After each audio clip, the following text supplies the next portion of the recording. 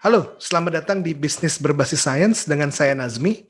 Nah, bagi kamu yang masih baru di channel ini, Bisnis Berbasis Sains itu adalah sebuah channel yang bertujuan untuk membahas fenomena seputar dunia bisnis dari dua perspektif yang berbeda. Perspektif pertama adalah perspektif akademik, dan perspektif kedua adalah perspektif dunia praktek. Nah, jadi buat kamu yang tertarik nih untuk belajar bisnis tapi dari dua sisi, jangan lupa subscribe sama follow channel ini ya. Nah, sebenarnya tadi saya nggak ada rencana nih untuk membuat konten terkait dengan inovasi. Cuman akhirnya saya jadi agak tergugah untuk membuat konten ini. Saya melihat ada banyak miskonsepsi terkait dengan inovasi yang terjadi secara masif akhir-akhir ini. Dan menurut saya ini cukup menarik nih untuk didiskusikan karena agak bahaya ya kalau tidak segera diluruskan. Nah, mungkin sebagaimana kita sudah sadari, dalam beberapa tahun ke belakang, inovasi itu menjadi suatu kata yang cukup fenomenal di Indonesia dan sering sekali digunakan, khususnya di dunia bisnis. Jika kita lihat tren pencarian kata inovasi nih, misalnya kamu menggunakan Google Trend, maka kamu akan melihat bahwa pencarian terkait dengan inovasi senantiasa meningkat dalam 5 tahun ke belakang. Meningkatnya kesadaran masyarakat Indonesia akan inovasi mungkin didorong akibat banyak pihak yang menyatakan seberapa penting inovasi jika ingin meraih kesuksesan dalam berbisnis. Coba aja kamu perhatikan, di banyak workshop, seminar, atau channel-channel motivasi bisnis lainnya, inovasi itu seringkali ditekankan menjadi atribut utama kesuksesan dari suatu usaha.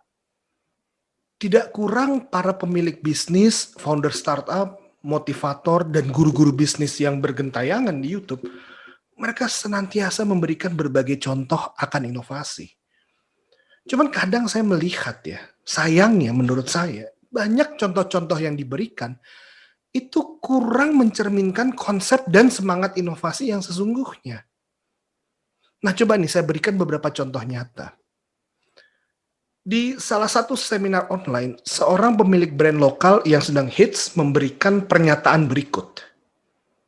Inovasi itu sangat penting. Sebagai suatu brand, kita senantiasa berinovasi dengan mengeluarkan produk baru. Seraya menunjukkan produk barunya adalah sebuah jaket bomber dengan beberapa pilihan warna gelap. Apakah ini inovasi?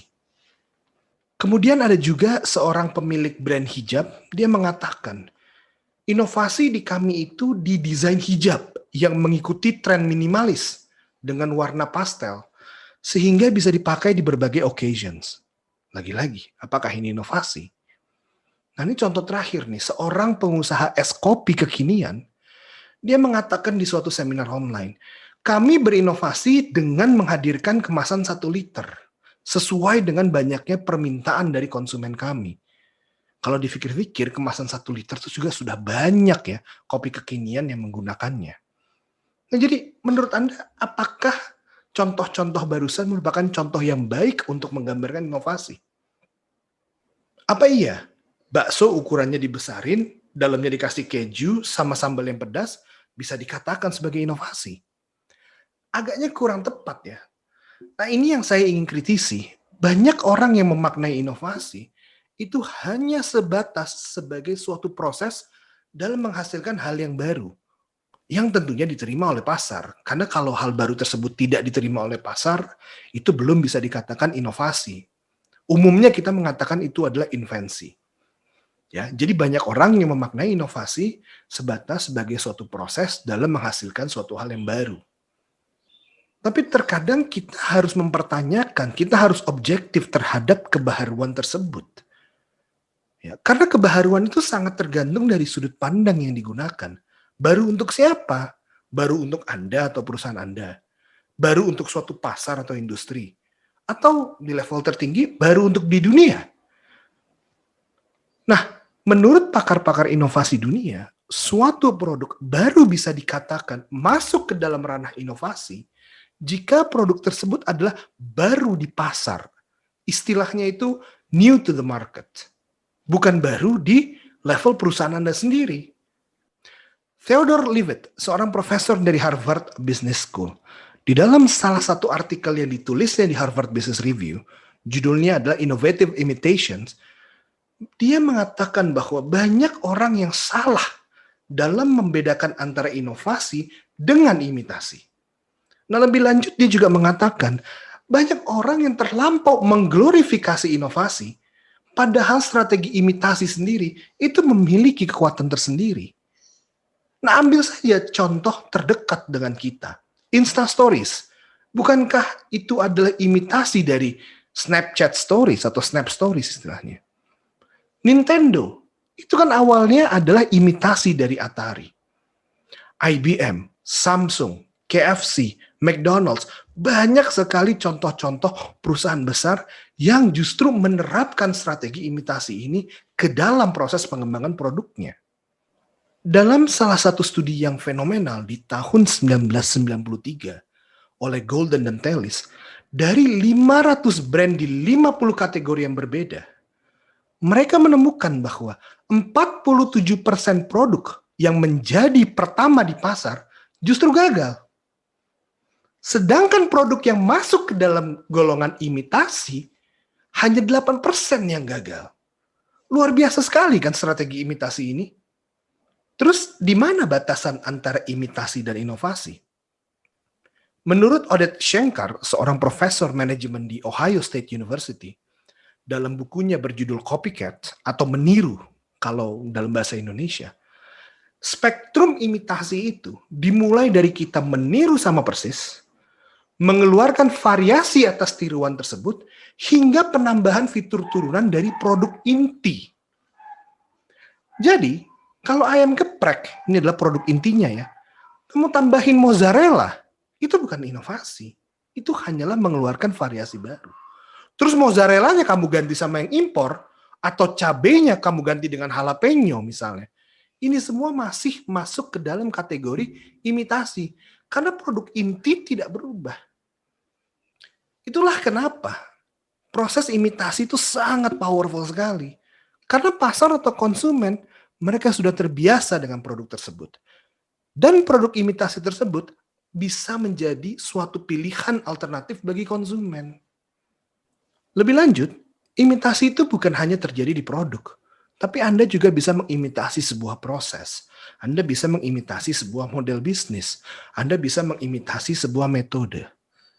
Ya. Loh, kalau begitu bagaimana dengan inovasi? Apakah inovasi itu harus senantiasa suatu hal yang benar-benar baru? Ya tentu saja. Karena itulah hakikatnya sebuah inovasi. Bahkan inovasi di level tertinggi itu dapat menciptakan suatu pasar baru yang belum ada sebelumnya. Atau bahkan menghancurkan pasar yang lama. Nah cuman di dunia inovasi kita mengenal istilah sustaining, mempertahankan, atau incremental innovations, bertahap. Nah sustaining atau incremental innovations ini agaknya adalah sebuah inovasi yang seringkali mix up ya, kecampur dengan strategi imitasi. Karena inovasi ini pada hakikatnya, mereka juga tidak menciptakan produk yang baru. Tapi mereka mengambil produk yang sudah ada dan mereka kemudian kembangkan performansinya. Tapi pengembangan performansinya itu menghasilkan produk baru yang signifikan perbedaannya dengan produk lamanya. Ya. Makanya tadi saya katakan, agaknya sustaining dan incremental innovations ini adalah inovasi yang mirip-mirip pengertiannya dengan imitasi. Karena ya, balik lagi, mereka tidak 100% menciptakan suatu hal yang baru, tapi mengembangkan produk yang sudah ada. Sebagai contoh, setiap tahun produsen handphone senantiasa merilis versi baru dari produknya. Ya kan, ada Apple 1, 2, 3, terus lanjut ke Apple 5, Samsung S8, S9, S10, dan seterusnya. Nah, yang perlu diperhatikan di sini, dalam sustaining atau incremental innovations, menurut pakar inovasi Clayton Christensen, dia yang menciptakan konsep disruptive innovations, produk yang dikembangkan itu harus senantiasa berkembang performansinya dibandingkan sebelumnya.